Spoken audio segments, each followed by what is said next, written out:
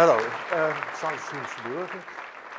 This is about my exchange gift for this gathering, and the title reveals most of it already. There were some requirements, like you have to be able to make 400 copies, and that can be done by submitting a PDF. That's easy, but I'd like a physical puzzle. So it needs to be producible in real physical objects. And it should be related to Martin Gardner or the number 12. And it should be, of course, nice to look at, to make, to build. And maybe something like my Gathering for Gardner 6 exchange. That was a cube from 6 identical pieces of clear acrylic with artwork by Scott Kim. I have a real copy here on the Elmo. Maybe you can switch to that. This is the real thing. It's only about an inch in size, but of course that is a cube. I'd like something like that. Can we switch back to the computer? Yeah. This is the drawing of that artwork, basic thing, and the clever part, of course, is that every face of the cube has the same graphics except for the highlighting. The M is reused as what is it? An R. That's very special.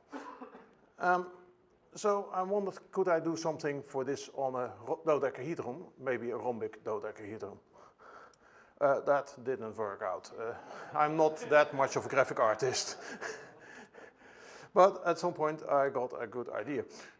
Cubes can be transformed into a rhombic dodecahedron by adding a square-based pyramid to each face, like this image that I stole from the net.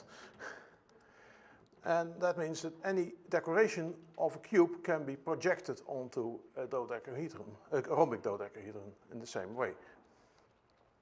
So you have to transform the graphics somewhat.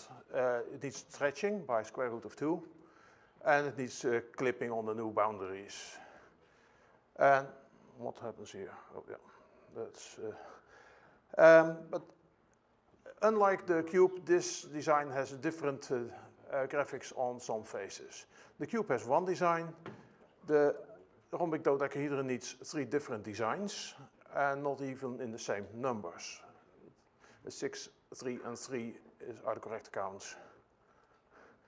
Then I made a prototype in acrylic, and it actually held together with not too much work. I have a real one here, but we'll switch to the Elmo in a second. But as you can see, the result is really confusing due to all those edges and reflections. And it took more than 5 minutes to make one. And that's, if you have to make 400, it will take weeks and weeks of evenings. So I tried something else. Put a paper cube inside a clear acrylic one, and still too many edges confusing what's happening inside. Then I got a bright idea. I have this calendar on my desk.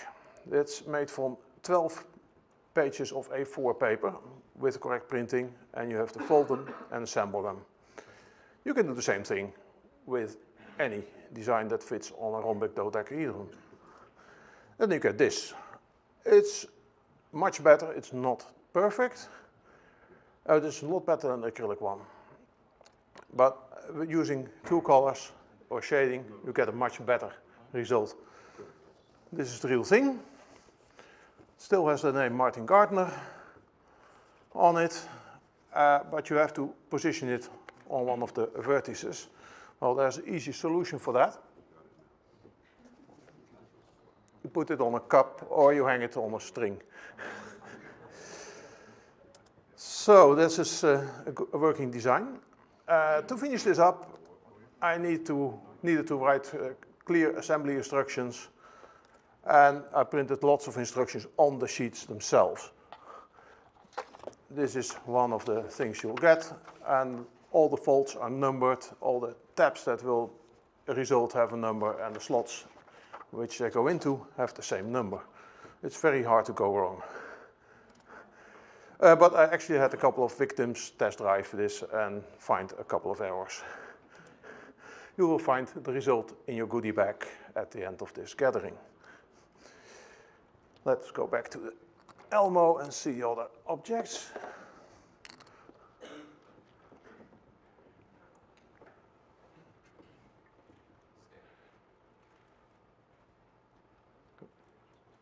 Yeah.